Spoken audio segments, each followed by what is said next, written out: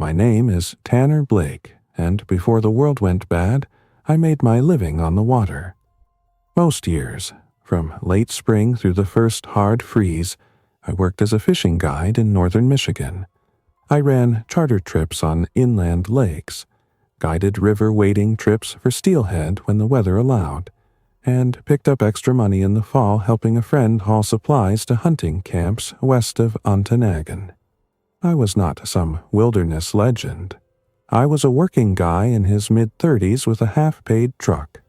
A bad habit of saving old gear because I hated replacing anything that still functioned. And just enough backcountry experience to stay alive if the weather turned. I knew how to quarter a deer, sharpen broadheads, dress a deep cut, and start a stove in wet conditions. I knew how fast cold could kill a person. In the Upper Peninsula, that mattered more than people from downstate ever understood. The lodge was not mine. It belonged to an older man named Roland Mercer, a retired surveyor from Marquette who spent most of his winters in Arizona and most of his summers fixing little things that did not need fixing. He owned a remote hunting lodge north of the main road network, out toward the rough country east of the Porcupine Mountains. It sat back in mixed timber on a ridge above a narrow frozen creek, built in stages over 50 years. The oldest section was a log structure from the 1960s, squared and chinked, and the newer section was stick-built, wrapped in faded green metal siding, with a low roof line and a covered woodshed on the leeward side. It was not luxurious, but it was solid. There was a drilled well with a hand pump backup, a propane range, a wood stove, a small solar setup feeding a bank of deep-cycle batteries, and an old diesel generator that Roland ran only when he had to.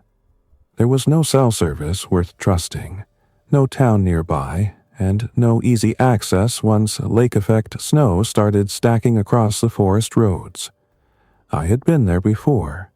Roland hired me every fall for a few days to winterize the place, stack split hardwood, check the roof seam fasteners, drain what needed draining, and haul in whatever supplies he wanted left for spring bear season. That was why I knew exactly where I was going when the reports stopped sounding temporary and started sounding final. At first, it had all felt like one more public mess that would burn hot for a week and then settle into rules and advisories. Strange attacks, hospital overcrowding, clips online of people acting wrong, moving wrong, not responding to pain the way they should. State police putting out travel warnings in counties I knew by heart. Then the highway closures started. Then the schools shut down. Then half the people I knew were either trying to leave for family cabins or laughing it off like the end of the world was just another rumor for bored people online. I stayed too long. That is the plain truth of it.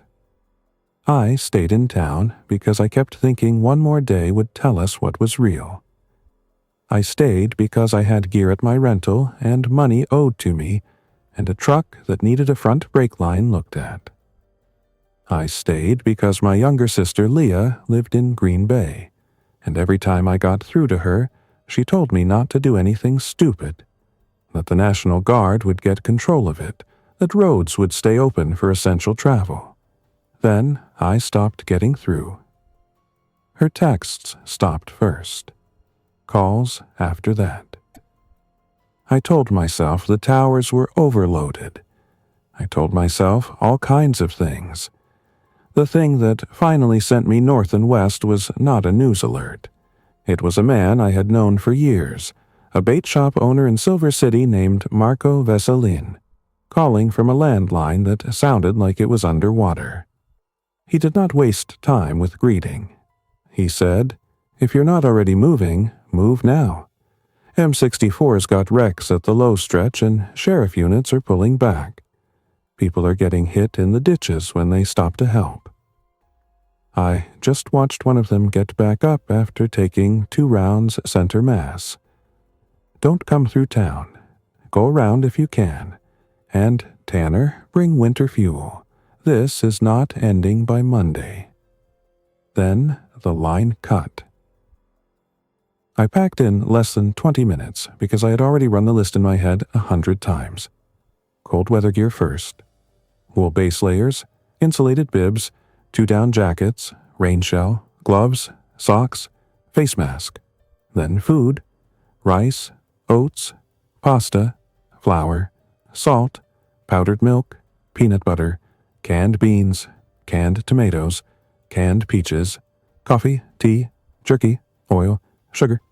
Then tools, hatchet, splitting maul, saw, sharpening kit, duct tape, paracord, fence pliers, socket set, spare hose clamps, nails, screws, tarps, medical gear, pressure bandages, gauze, tape, antiseptic, ibuprofen, acetaminophen, a suture kit I'd bought for the truck and never used, broad-spectrum antibiotics left over from a Canadian fishing trip years earlier, water purification tablets, blister care, splints, a dental emergency pack, and an old combat application tourniquet I had gotten from a veteran buddy after one of our hunting trips. Weapons were simple because I did not own a collection. I had a compound bow with a dozen hunting arrows and a dozen field points, a 12-gauge pump shotgun with mixed buckshot and slugs, and a bolt-action deer rifle chambered in .308 Winchester with 2 full boxes of soft-point hunting ammunition. I also took a fixed-blade knife, a folding knife, and a canister of bear spray because it was in the cabinet, and because in the North Woods, everything with a nozzle and a safety clip might become useful. I did not fill the truck because by then gas stations were packed or closed. I had 3 5-gallon cans in the shed and managed to top off from those, then siphoned what I could from an old aluminum boat tank. Between the truck's main tank and the cans, I estimated maybe 27 gallons. Enough if I did not get blocked. I left at dusk under a sky the color of dirty steel. The temperature was already falling. Radio worked on and off. Most stations were either repeating official messages or dead air. I stayed off the main routes where I could and cut along county roads I knew from guiding clients and helping at camps. Twice I had to detour around abandoned vehicles. Once I drove around a deputy SUV angled across a snow-dusted intersection with both front doors open and nobody in sight. I did not stop. Every nerve in me wanted to stop and look, but by then I had seen enough to understand that curiosity was one of the first things the New World punished. The first infected I hit was not dramatic. It was a man in a torn blaze-orange vest wandering the shoulder near an old trailhead parking lot. He moved out of the dark and into the weak spread of my headlights with that wrong, loose-shouldered gait I would later come to recognize immediately. Not a drunk sway. Not a stumble. More like the body had forgotten what the joints were for and was forcing its way forward anyway. He turned toward the truck at the last second, and I saw his mouth hanging open and his lower face blackened with old blood. I swerved right, clipped him with the front quarter panel, felt the truck jolt, then kept driving. That sound stayed with me for a long time. By the time I turned off onto the logging road that led toward Roland's property, snow was coming in thick, angled bands. The plow would not be out there. Nobody would even know that road existed unless they hunted it, logged it, or owned land beyond the county maintenance line. I locked the truck into four-wheel drive high, kept my speed down, and followed the buried crowns and tree line where I could. The farther in I got, the more the world narrowed to the hood, the wipers, and the tunnel of white ahead. I made it to the lodge a little after midnight. I remember that clearly because I checked my watch the moment I killed the engine. 12:14 in the morning. November, though it felt like January. Snow up past my boots already. No light anywhere but the dash glow and my headlamp. The place looked exactly as it should have, and that nearly broke me. The lodge stood under a thickening layer of fresh snow, roofline intact, porch rails half buried, stacked hardwood under cover where I had left it 2 months earlier. The hand-painted sign Roland kept nailed to a pine by the drive was still there, half-rimed with ice. Mercer Ridge. Seeing something ordinary in the middle of everything going wrong made my throat tighten more than any wreck or empty road had. I hauled gear inside until I was sweating under my layers. The interior smelled like dry wood, old coffee, and faint propane. Cold, but not brutally so. Roland always shut it down carefully. I lit the oil lamps first for steady light, then checked the battery bank voltage on the inverter panel. Lower than I liked, but usable. The small solar array would be nearly worthless under storm conditions and short winter days, so I knew from minute one that power management would matter. I inspected the stovepipe, cleared the damper, built a small kindling fire in the wood stove, and brought the place slowly back to life instead of overheating the flue with a big hot burn. Then I checked the pantry. Roland had left some canned goods, dried beans, instant potatoes, salt pork, and vacuum-packed rice from the previous season. There were also 2 full 20-pound propane cylinders in the utility room, and one mounted to the kitchen range line. Better than I expected. The water system was next. I primed the hand pump at the sink and got a cough of rust-colored water, then a steady, cold flow. Good enough. I boiled the first pot hard anyway. In places like that, if you trusted old pipes without flushing them, you earned your own problems. That first night, I did not sleep much. I unloaded the truck, brought the fuel cans into the lean-to so they would stay above the deep cold, moved all firearms and ammunition where I could reach them without fumbling, and covered the windows from the inside with wool blankets and canvas where there were no shutters. Firelight discipline started immediately. In the forest at night, a lit window is an invitation you can see from a shocking distance. Most people do not realize that until they stand in dark timber and watch one cabin glow like a lantern from a half-mile off. At 3 in the morning, I stood on the porch under the roof overhang and listened. Nothing. No engines, no distant sirens, no dogs. Only snowfall, tree creak, and once, somewhere down in the creek bottom, the hollow crack of ice shifting under fresh load. That was when I understood I was no longer escaping to a safe place. I was cutting myself off on purpose because the cutoff place still gave me better odds than the road. The first week became work. Work kept panic from spreading too far in my head. I made lists on the back pages of an old topographic map Roland had left in the desk. Calories, water, fuel, ammunition, medical stock, firewood volume, potential weak points in the structure. I estimated I had maybe 6 to 8 weeks of comfortable food if I lived off stored supplies alone and ate like a normal person. Much longer if I cut portions, supplemented with game, and did not waste anything. Firewood looked strong at first glance, but winter in that region eats wood like an animal. A lodge that size, heated continuously in real cold, could burn through a cord fast if you were careless.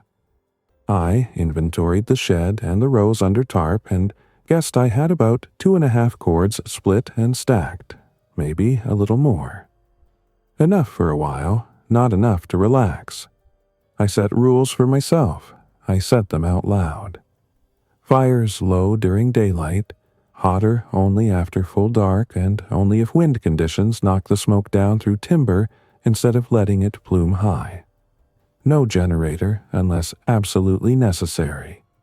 No unnecessary noise outside. No firing guns unless in defense or for high-value game that justified the sound risk. Water boiled in bulk and stored in clean containers each morning. Check the roofline after heavy accumulation. Shovel around exits. Keep a clear path to the woodshed and to the outhouse, though after the first few days I rigged a bucket latrine system in the utility room because I was not about to walk into a whiteout at 3 a.m. if I did not have to. I also made myself exercise. Push-ups, squats, stretching, hauling wood, trail breaking in snowshoes.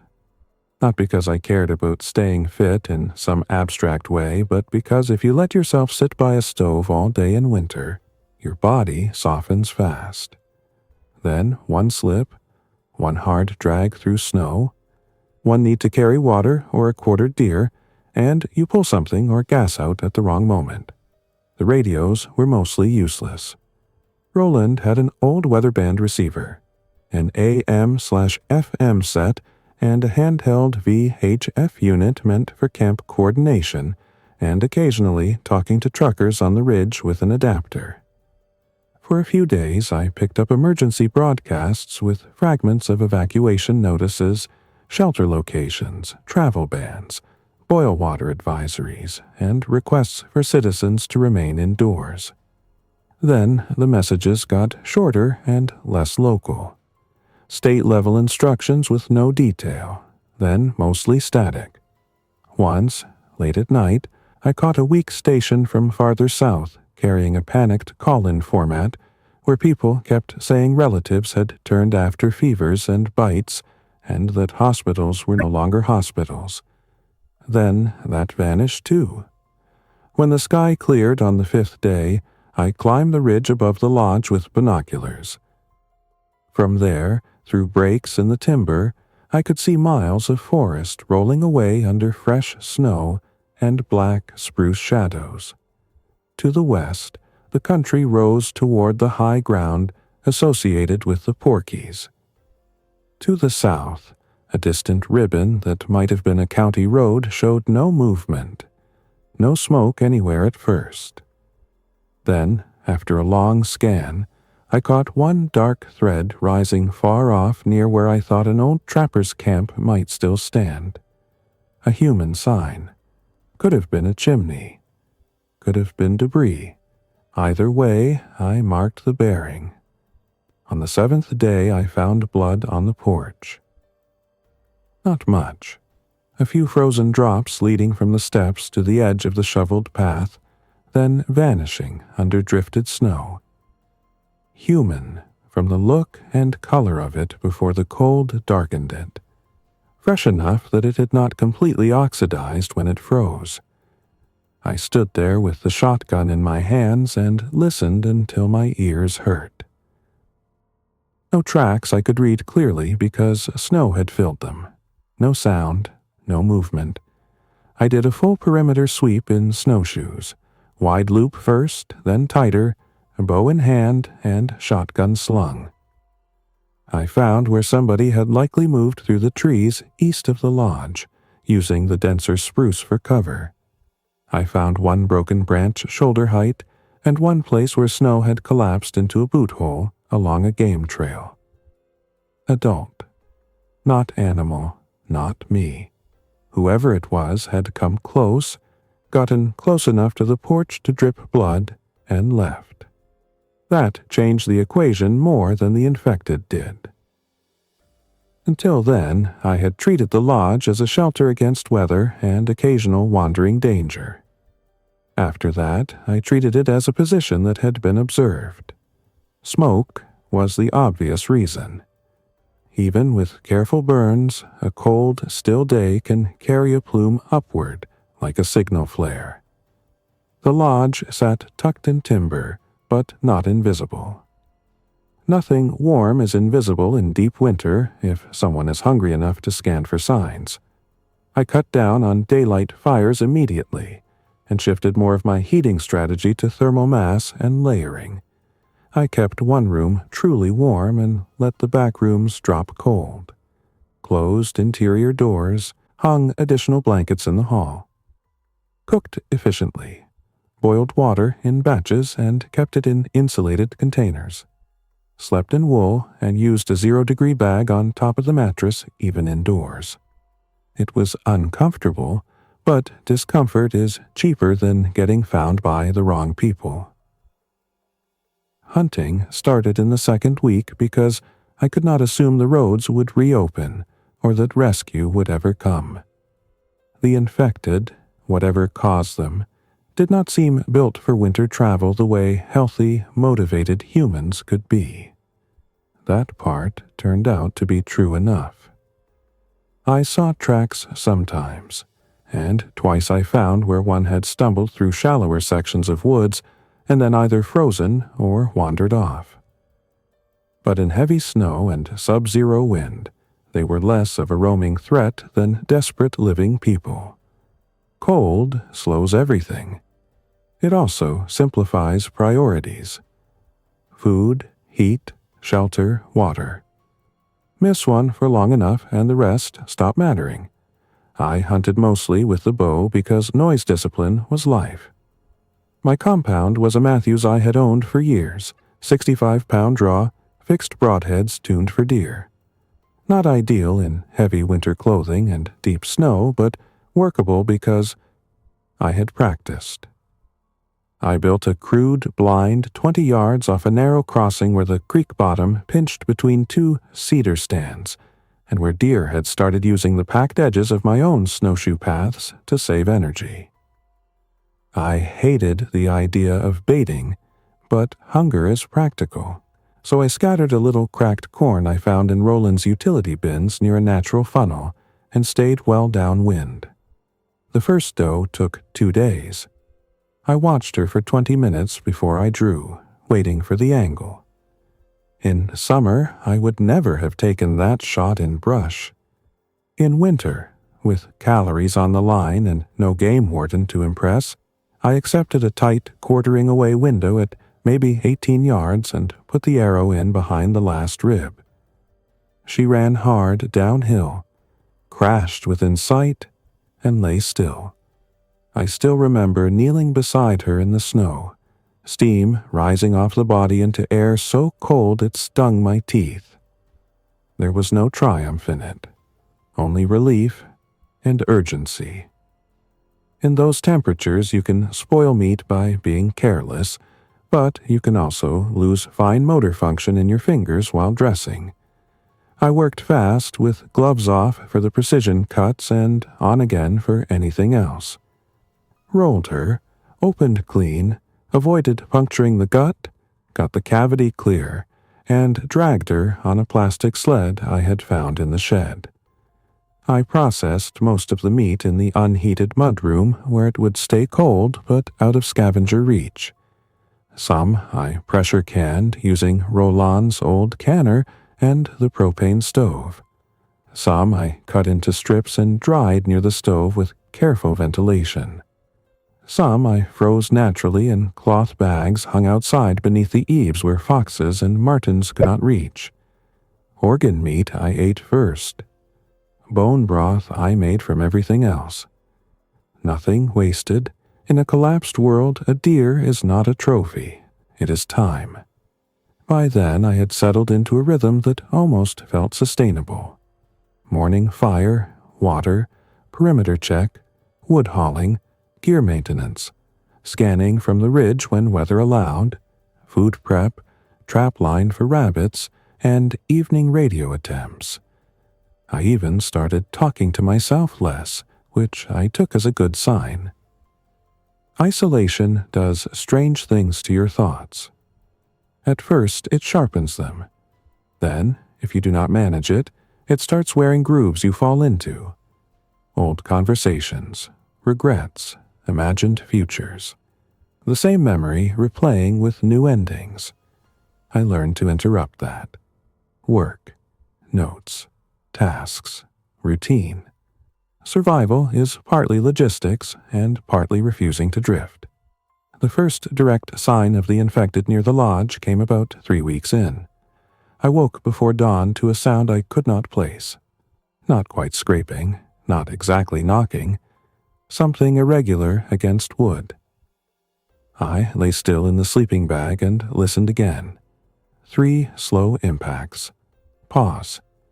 Then 1 heavier thump. I rolled off the bed, took the shotgun, and moved to the front room without using a lamp. The stove had burned low. The place was dim except for a faint grayness leaking around the window coverings.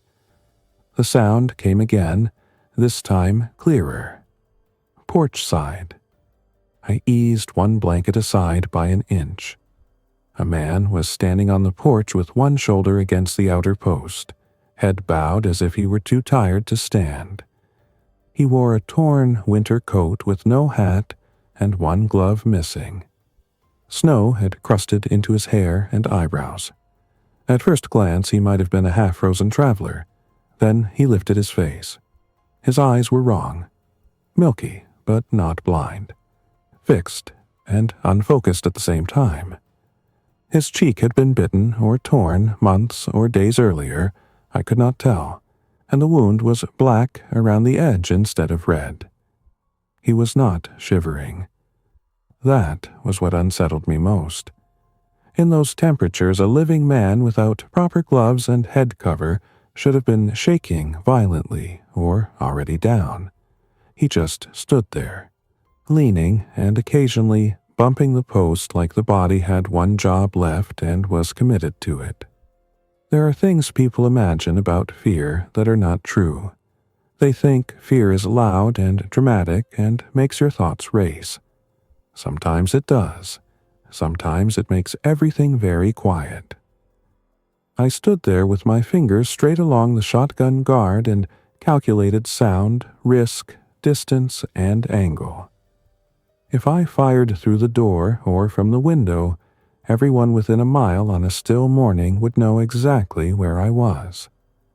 If I let him keep knocking, maybe nobody would hear, but maybe he would keep at it until the light came up and he drew others. If I opened the door to use the knife or hatchet, I invited one mistake that could end all future decisions. In the end, I used the bow. I moved to the side window that gave me an oblique shot at the porch corner, slid the sash up 2 inches and let the air cut into the room like a blade. He turned slightly at the sound. I had maybe a shoulder-width opening through branches and porch rail. I drew, anchored, and put the arrow into the upper chest and neck junction because that was what I had. He jerked, staggered back off the porch, fell into the snow, tried once to rise, and stopped moving after a few seconds of useless clawing. I waited 20 minutes before going out. At close range, he looked less like a monster and more like a ruined person, which was worse. Mid-40s, maybe. Frostbite already whitening 2 fingers on the bare hand. Face hollow. Dried blood at the collar. There was a backpack on him with one strap broken, containing a half bottle of water frozen solid, 3 shotgun shells without the shotgun, a child's knit mitten, and a map of the county folded to pieces. No identification. No note. No clues that meant anything. I pulled the arrow, wiped it with snow and then alcohol inside, and dragged the body on the sled well away from the lodge, down into a ravine where the wind loaded snow hard enough to bury shape fast. I did not like doing that. I liked leaving him on the porch even less. After that, I started setting passive alarms, small things.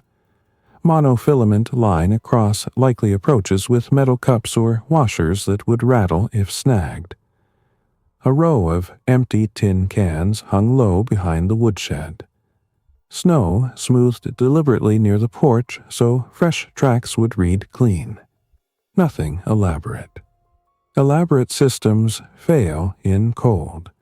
Simple systems work or they do not. December came in hard. Real winter, high winds, temperatures dropping below zero at night, then some days never climbing above the single digits. The lodge groaned in gusts, snowpack built so deep in drifts that opening the outer door became a shoving match.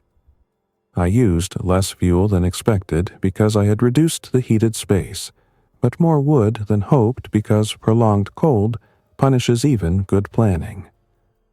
I began cutting standing dead hardwood within hauling distance, bucking it with a crosscut saw to avoid engine noise. It was exhausting.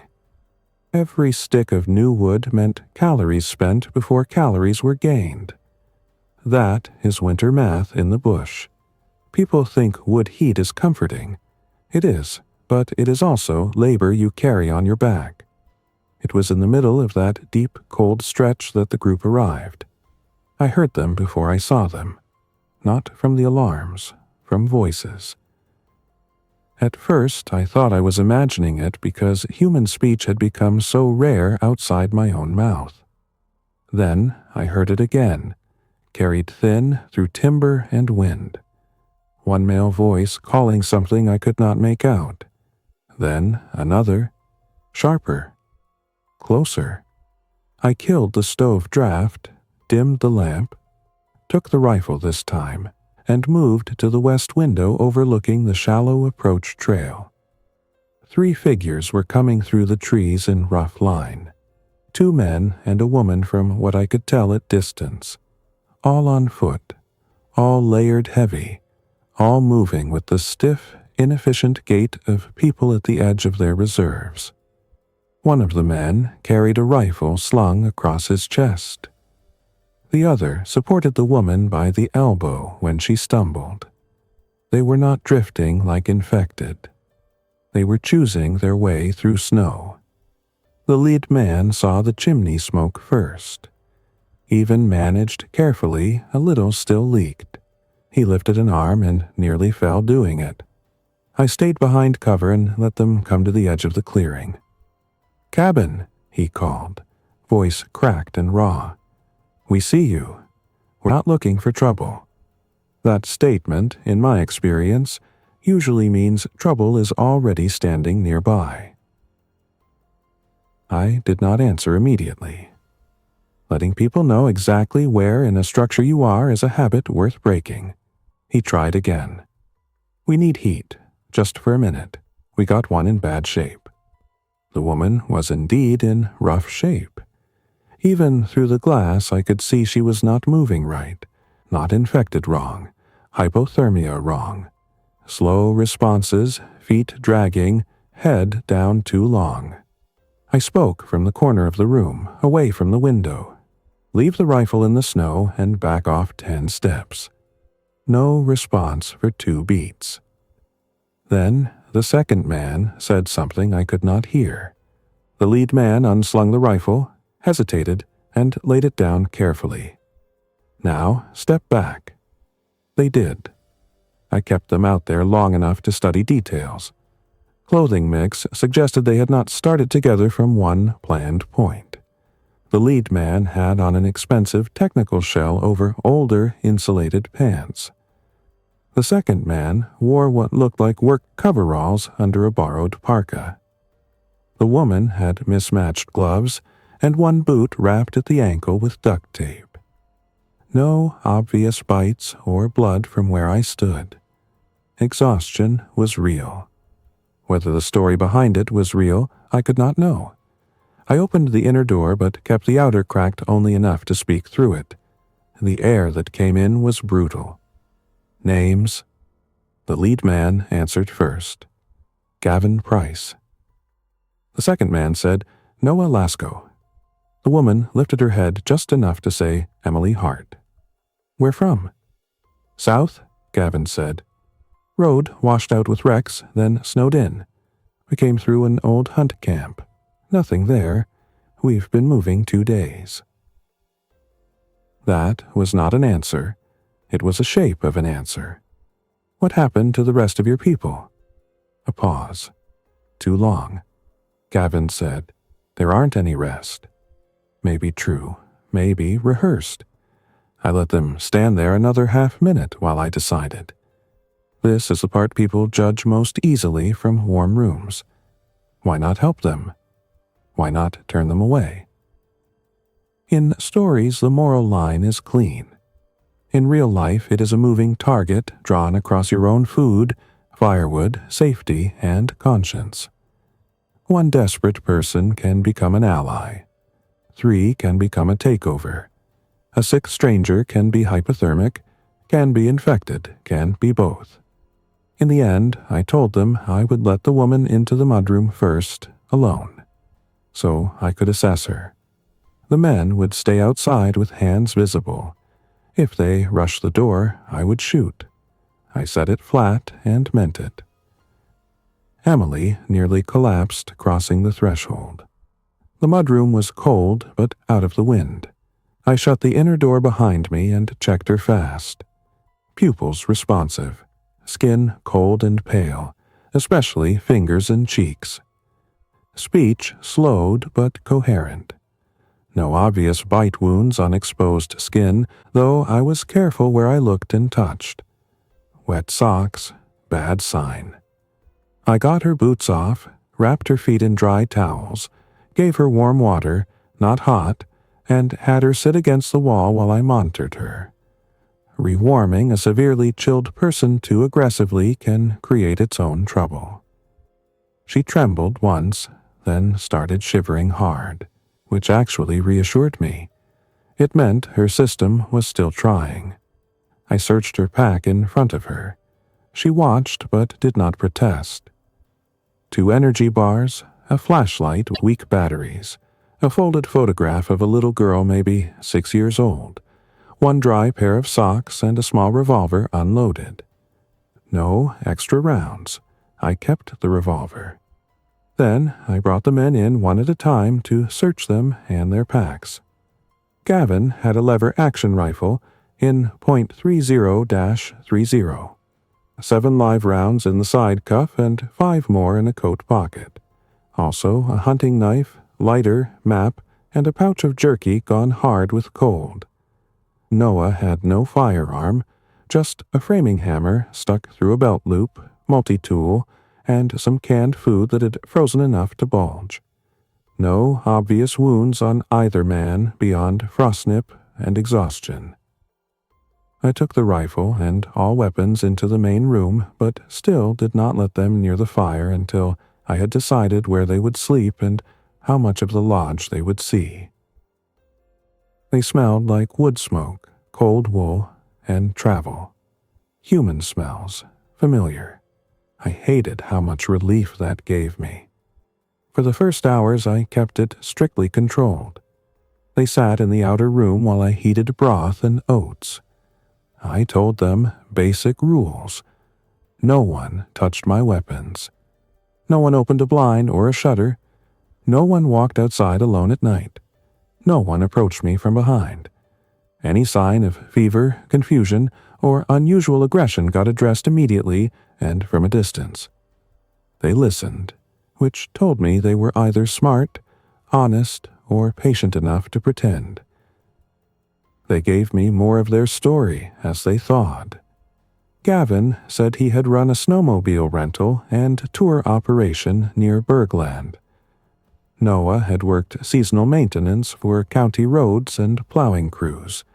Emily had been a home health aide in Ontonigan and was trying to reach her brother's place farther inland when the roads locked up. According to them, they had crossed paths at an abandoned gas station after a local shelter turned chaotic. That part I believed easily enough. Grouping by convenience is how disasters really work. They claimed they had moved from one temporary stop to another, losing ground every time because of either infected wandering in, people turning on each other, or lack of fuel and heat. They had seen smoke from my ridge and gambled on it. The weak point in the story was timing. Their stated route and pace did not fully fit the map in my head, especially with Emily in her condition and no sled. Also, every time I asked about exactly how many others they had traveled with before becoming a trio, Gavin answered with broad language. A few people. Different folks. Didn't last. Noah stayed quieter and Emily looked away. That does not add up, I thought. But nothing in the world added up anymore. I put them in the back room with the coldest wall because it had only one window and one door. Not as punishment, as control. I slept in the main room near the stove with the rifle beside me and the shotgun within arm's reach. Before sleeping, I moved their outerwear where I could inspect pockets in the morning. I also tied a nearly invisible line with a tin washer behind my own door. If anyone tried the handle during the night, I would hear it. No one did. The next days settled into a tense cooperation. That is the phrase for it, not trust. Cooperation. Emily improved first once she had heat, fluids, and food.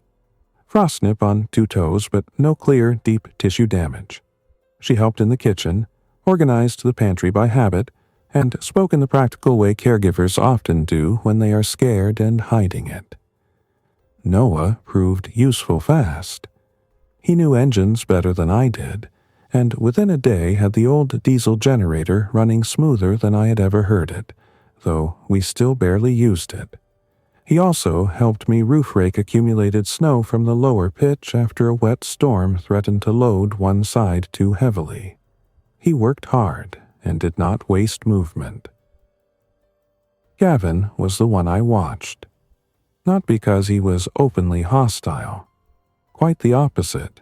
He was too smooth, always volunteering to scout, to take a turn on security, to talk about next steps in a way that assumed there would be shared next steps. He asked careful questions about my stores without seeming to. How much propane do you think this place has left? You got more canned food than this? That freezer still working at all? Harmless on the surface, useful to know if you plan to stay. More useful if you plan to take over. On the 3rd evening, while Emily slept and Noah was in the utility room cleaning a carburetor bowl, Gavin and I sat at the table under one low lamp. Snow tapped lightly at the covered window. He nodded toward the rifle I kept leaned within reach. Good setup you got here, he said. Strong walls, water, heat, remote. Better than most. It was better when it was one man. He smiled a little. Fair. I said nothing. After a moment, he leaned back. You know, this can't be forever, right? Eventually, more people will come. Smoke, tracks, whatever. You can't hide a warm place in this kind of country. I don't need forever. Then what do you need? A winter. That was the first time I saw something honest in his expression. Not kindness, calculation checking itself against a new number. A winter's a long time, he said. Longer if people keep honest. He laughed at that, but not because it was funny. The truth came out 2 days later because of Noah, not Gavin. We were splitting the last of a deadfall maple I had dragged in sections near the shed. Light snow, decent visibility. Emily inside mending gloves. Gavin supposedly checking snares to the north. Noah had gone quiet in the way people do when a thought gets too heavy to carry around any longer. Finally, he said, "You were right not to trust the whole story." I kept working. That's not news. He drove the wedge once, then looked at me. There were 6 when they left the school shelter. That made me stop. He went on before I could ask. Not infected, not at first. 6 alive. Shelter ran out of food, then heat. Then one of the guys got a bit outside bringing in wood. They locked him in a classroom. Night after that, he turned. Whole place blew apart. People ran. We left in a truck. Truck got stuck. Then Gavin wanted to keep moving west because he said he knew a place. This place? He didn't know exactly. Just said remote cabins, hunting camps, rich retirees with stocked lodges. Said winter roads would hide them. But smoke wouldn't. I felt something in my chest go cold that had nothing to do with weather. What happened to the other three? Noah swallowed. One woman couldn't keep up after the truck. Emily wanted to stay. Gavin said if we all stopped, we all died. We left her with food and a blanket in a ranger hut. That's two. He stared at the wood block. One man broke his ankle crossing a culvert. Gavin took his pistol and said we'd come back if we found a sled. We didn't. And the last? That one got loud about your smoke before we came in. Wanted to wait, watch, take stock. Gavin said if there was a cabin, somebody might shut us out if they saw too many. They fought. Gun went off. Drew one of those things from the trees. It got him. I let the silence sit. Noah said, I'm telling you because Emily doesn't know all of it. She knows enough, but not that Gavin had been looking for a lodge specifically. She thinks we got lucky. You followed him anyway. Noah nodded once. I did. That was the important part.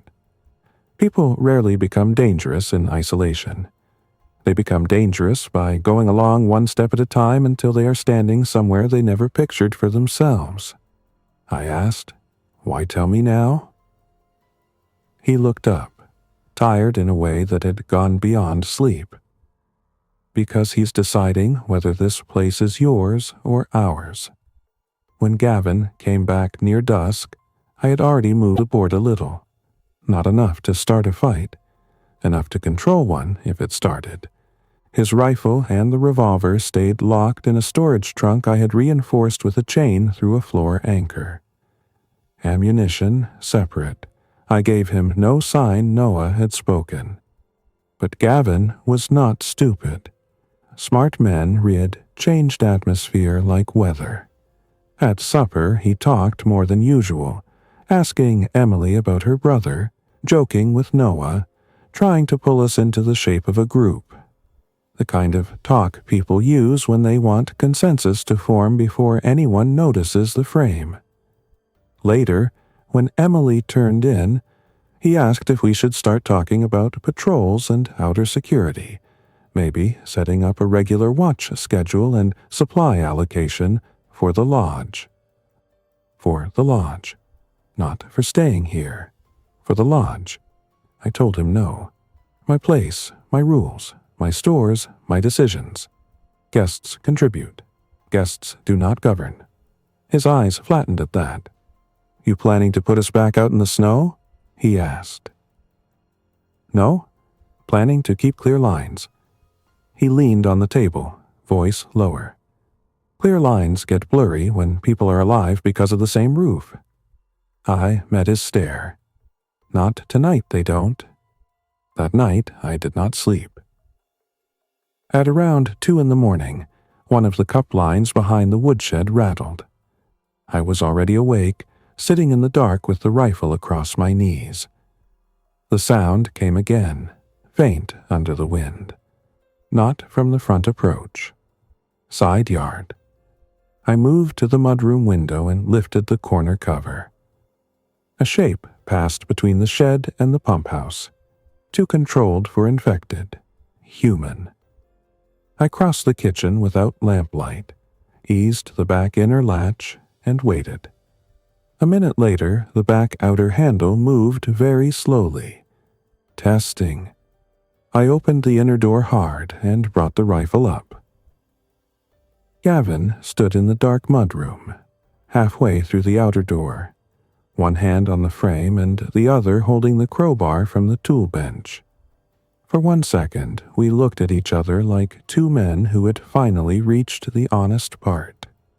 Then he said, calm as anything, "Heard something outside. Didn't want to wake you." "With a crowbar." He did not answer.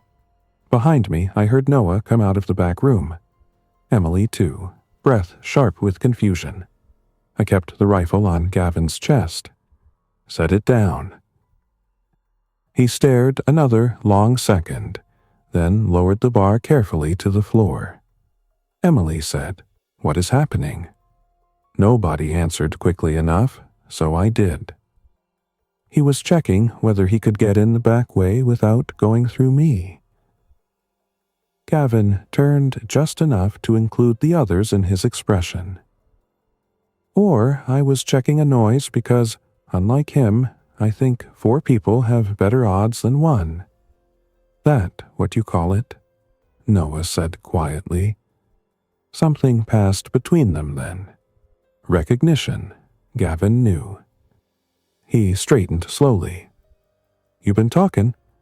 Noah did not back down, which surprised me. Should have happened sooner. Emily looked from one to the other and said, "What did he tell you?" Gavin's face hardened. Not enraged, cold. He told him a version where I'm the bad guy because I made choices while other people froze. "You left people," Emily said. "We all left people." "No," she said, louder now. "We all failed people. That's not the same thing." The conversation might still have stayed verbal if not for the sound outside. 3 impacts on the front porch.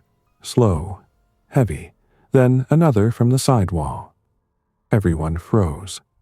Then came a dragging scratch along the siding, low and deliberate, followed by a second impact at the front. More than one. The argument vanished instantly because survival has a way of clarifying group priorities. I moved to the front room and gave orders in the tone I used on river trips when a client panicked in fast current. Windows covered. No one opens a door. Emily to the kitchen with spare arrows and lantern ready but hooded. Noah to the side window with the shotgun if I handed it to him, not before. Gavin to the hallway where I could see him, and where he could see I was not about to trust him with a loaded rifle. The impacts continued, now on 2 sides. Not a coordinated attack, just wandering infected drawn by scent, heat, or maybe faint voices through old walls. But more than I had seen together near the lodge in weeks, that worried me. Winter had kept them scattered. A cluster meant a disturbance somewhere, movement through the area, or maybe one had found us and others followed the same trail. At the front slit I saw 2 shapes on the porch and one below the steps. Another moved near the shed. Their clothing varied wildly, one in a sheriff's winter jacket, one in bib overalls, one bareheaded despite the cold. They were not fast, but they did not need speed at a locked house. They needed persistence and noise. One started pounding with both hands against the porch post, sending dull vibrations through the wall. Another clawed at the covered window, nails scraping tarp and wood. The sound put my teeth on edge. I handed the shotgun to Noah because at that point I trusted his fear more than Gavin's ambition. Only if one gets through, not before. He nodded. Then I did the quietest thing available. I opened a side shutter 2 inches and used the bow again. At that range, from cover, accuracy mattered more than power. The first arrow took the one by the steps through the face when it turned toward the sound of the shutter. It dropped backward into the drift. The second hit the porch figure high in the neck. That one kept moving for several seconds, fingers still scraping at the wall, then sagged sideways against the rail. The third disappeared around the corner. I moved to track it and nearly missed the fourth shape emerging from darkness near the pump house. Not infected. Human. He crouched low and moved toward the backside of the lodge, using the infected noise as cover. Gavin saw him too. There, he said, pointing before he could stop himself. Now, everything made sense. The extra man Noah had mentioned, the one who wanted to wait and watch before approaching. Maybe not dead after all. Maybe Gavin had arranged something. Maybe he had trailed us. Maybe he had only found the place independently. The exact answer did not matter. A live man sneaking under infected cover toward the rear of a warm lodge in winter is not there to negotiate politely. I made the decision I had been delaying for days. "Gavin, on the floor," I said. He half turned toward me, offended or calculating, and that was enough. Noah took one step in and shoved him hard into the wall. Gavin hit shoulder first and slipped on the rug. I swung the rifle toward him. "Face down, hands out." He did it, but slowly, like he was storing up the humiliation for later. To Noah, I said, "Watch him." Then I went for the back. The rear approach was darker, more exposed to drifting snow. I cut the lantern in the mudroom and listened at the door. A soft crunch outside. Very close. I yanked the door open with the rifle already up. The man outside recoiled and raised his hands instinctively. He had a pistol in the right hand and a hatchet in the belt. Mid-30s, beard crusted white with frost, eyes sharp and alive. "Don't," I said. He moved anyway. Not for a clean shot, for the door, for the warm light behind me. He knew as well as I did that if he could get through the threshold, everything got messy. I fired once from the shoulder at near contact distance. The .308 in that small space was thunder. He went down backward into the snow and lay still. I shut the door immediately and stood there half deaf, breathing smoke and powder, knowing the shot had just announced us to every human within hearing. Sometimes there is no good choice, only the least bad one that leaves you alive long enough to face the next consequence. When I came back to the main room, Emily was crying quietly without making sound. Noah still had Gavin pinned at gunpoint with hands that trembled from adrenaline. Gavin looked less angry now than finished. "Who was he?" I asked. Gavin said nothing. I took one step closer. "Who was he?" Finally, he answered. His name was Coulter. "Your friend?" He was supposed to wait. That told me enough. Morning came with a pale, flat sky and absolute cold. The remaining infected had either wandered off after the gunshot confusion or frozen nearby. I found 2 bodies out front and one farther by the shed, down under a crust of drift. Coulter lay where he had fallen, half covered. No sign of further company. Maybe the shot had warned them off as much as invited them. Inside, nobody spoke much.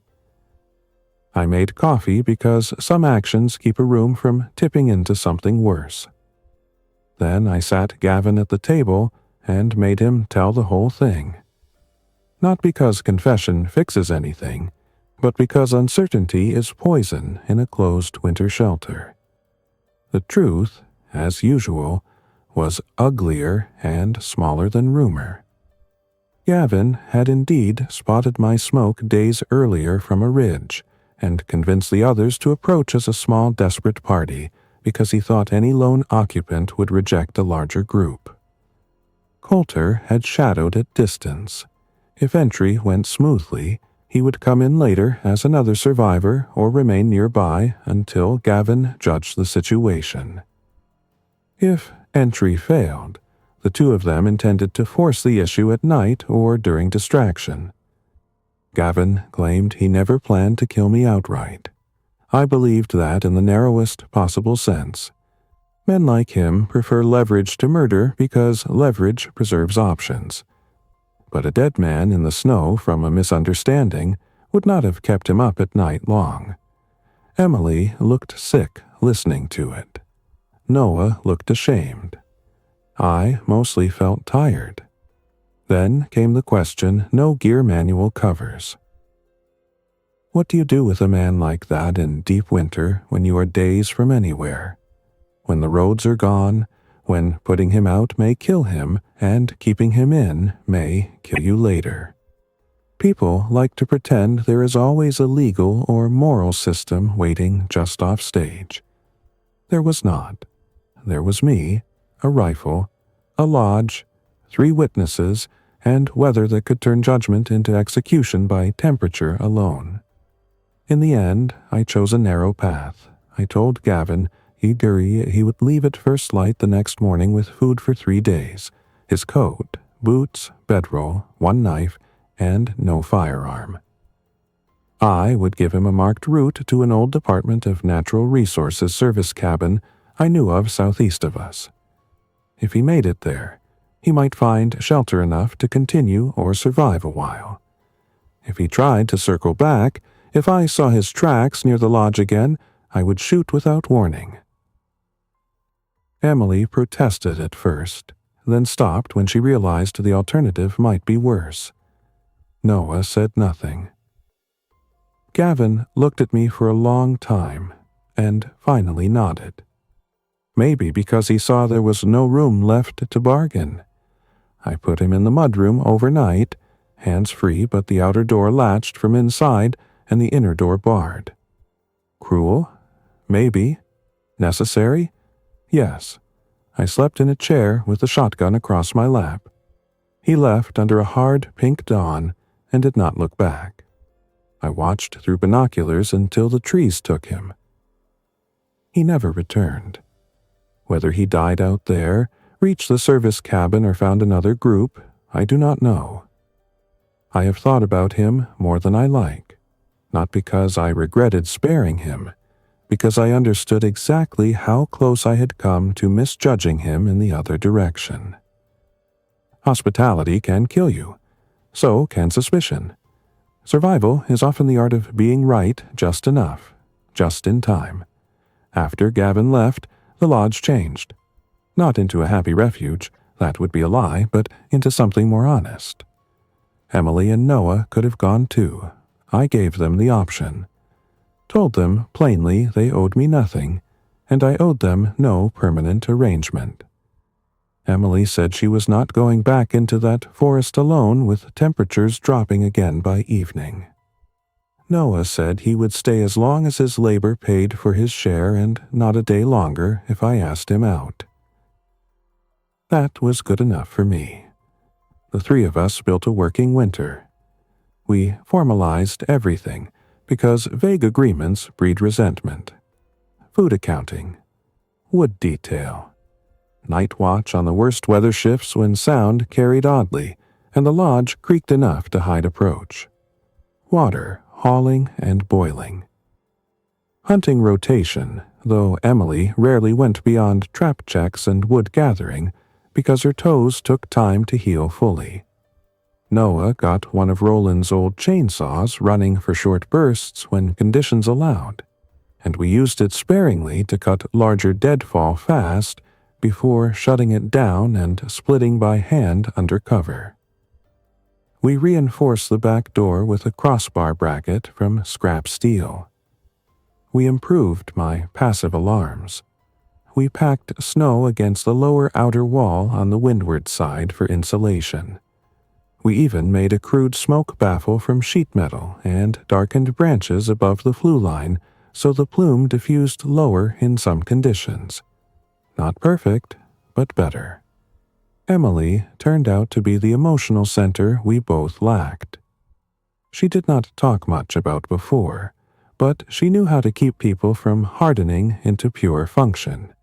She made us wash properly even when we wanted to skip it. Forced regular hot meals instead of letting us live on jerky and coffee. Cleaned wounds before they became problems.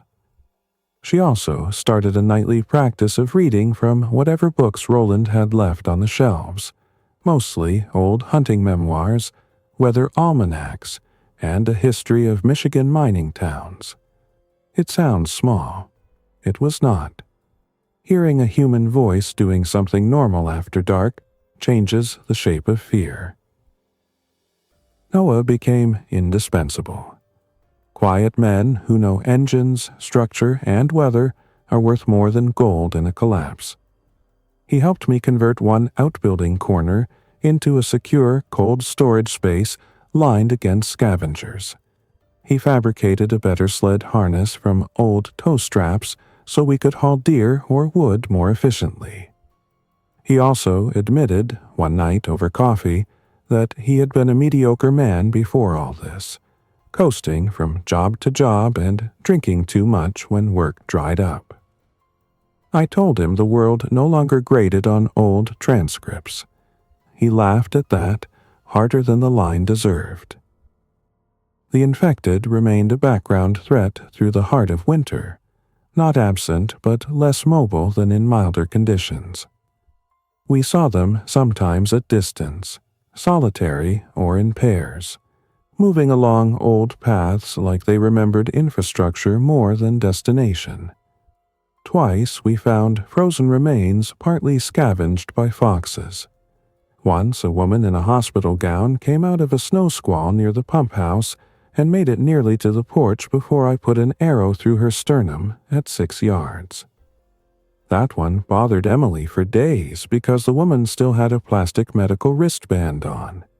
No name readable, just a number and the fragment of a barcode under ice. Late January brought our closest call with illness. I cut my left palm while dressing a rabbit. Not a big cut, just a slice across the base of the thumb from a moment of numb fingers and a slick knife handle.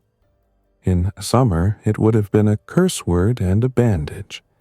In deep winter, in a remote lodge with compromised sanitation and no hospital, every skin break is a negotiation with infection. Emily cleaned it immediately with boiled cooled water and antiseptic, irrigated it better than I would have, and closed it with butterfly strips instead of the suture kit because the gap was shallow enough. Still, by the next day the hand was hot and puffy. I started the antibiotics from my old kit, half unsure whether they were still good, and spent 2 days on reduced work while Emily monitored streaking and fever like a hawk. It settled. Barely. That was when I fully understood the line from the first night. Winter turns every injury into a sentence. Not always a death sentence, but definitely a judgment. February gave us clearer skies and better hunting. Deer movements settled into predictable conservation patterns, and I took a second doe, this time with Noah spotting from a parallel stand so recovery was faster. We trapped enough snowshoe hares to supplement without crashing the local pocket population near us. One fox kept stealing from a trap lane until Emily named him Mayor, and declared that if he beat our hardware, he earned the rabbits. We let him keep a few. We also found more evidence that the outside world was not entirely gone. On 2 separate nights we saw a distant moving light far south, probably a vehicle on a plowed segment or someone running a generator intermittently. Once the radio crackled with a weak but real voice giving county names and urging survivors to shelter in place and conserve fuel until organized routes could reopen in spring. No authority stated. Could have been state emergency management. Could have been a volunteer with a transmitter. Hope is dangerous when it is vague, so I filed it as information, not promise. By then, the lodge no longer felt like a trap disguised as warmth. It felt like what it truly was, a temporary island held together by routine, caution, and people who had chosen, every day, not to become each other's biggest threat. That does not mean things became easy. Near the end of February, Noah spotted tracks that were not ours crossing the outer ridge. One person, maybe two, moving east to west, not approaching directly. We shadowed from distance and found only an old campfire pit melted into the snow crust with scraps of charred tin. Whoever it was had moved on. Then March storms hit, wet and heavy, the kind that collapse old roofs and turn packed snow to leg-breaking slush by afternoon and knife-hard crust by night. We spent more energy maintaining the place than gathering from it. Roof rake, drainage trenches, firewood rescue from softening stacks, patching a leak where meltwater found a seam above the mudroom. Spring does not arrive cleanly up there. It fights its way in and retreats twice for every advance. But by mid-March, the days lengthened enough to change everybody's mind. Light came into the rooms earlier. The snow around the south wall shrank. Raven calls returned. Once, from the ridge, I heard meltwater running under the creek ice like the world remembering motion. With the thaw came a decision none of us could avoid forever. Stay through another cycle as a permanent hidden camp, or go looking for what was left of towns, families, and whatever human order might still exist. Emily wanted to search for her brother if roads or trails allowed.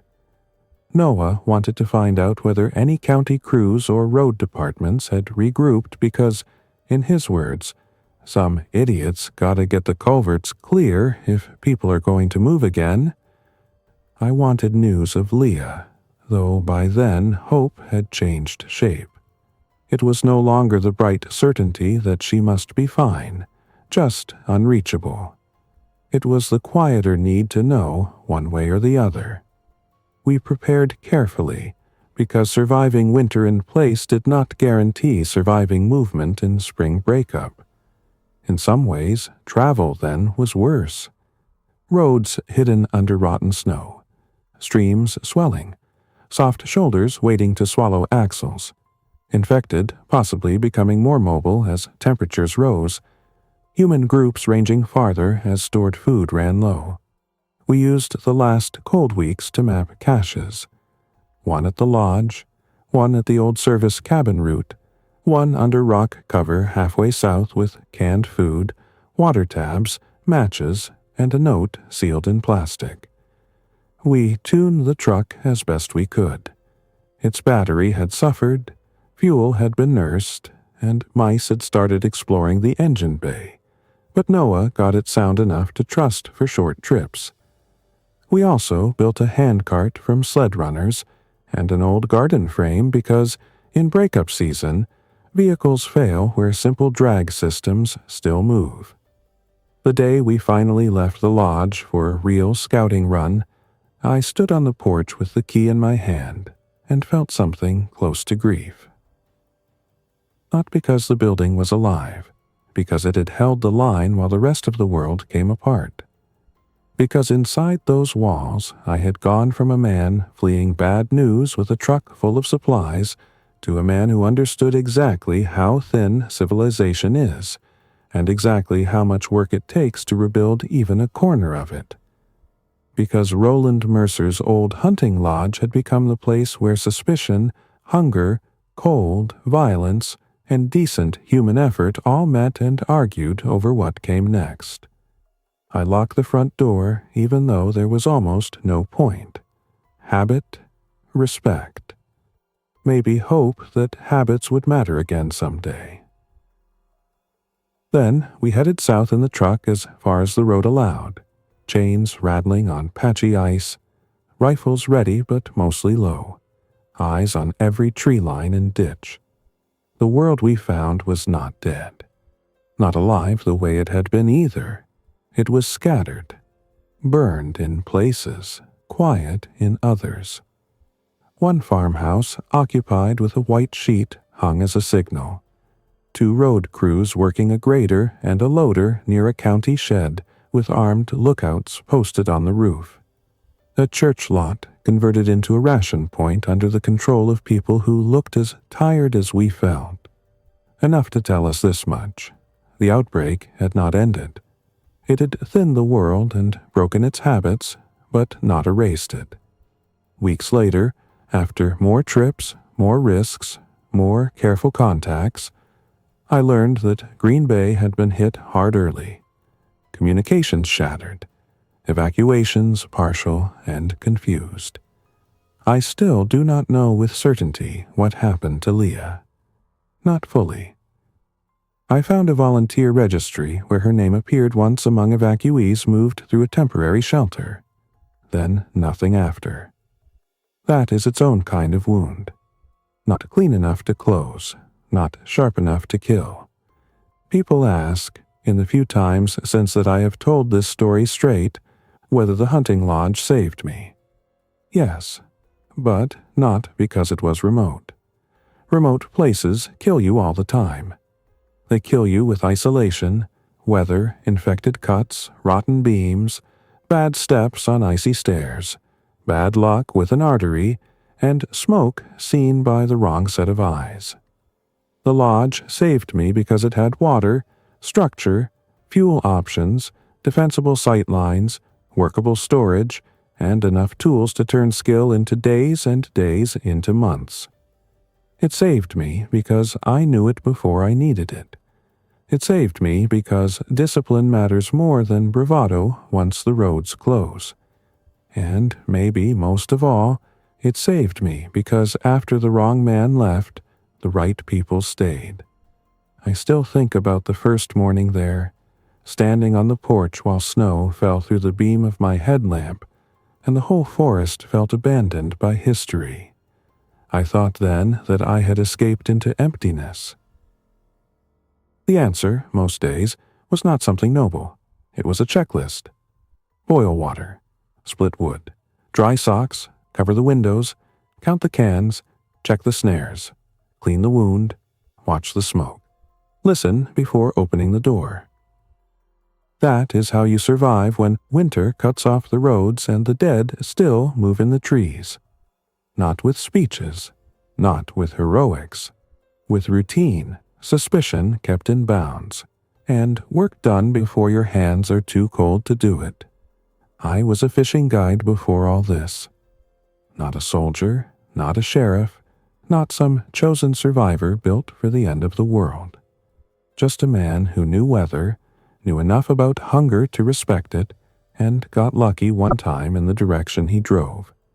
Luck got me to the lodge. Everything after that was choices.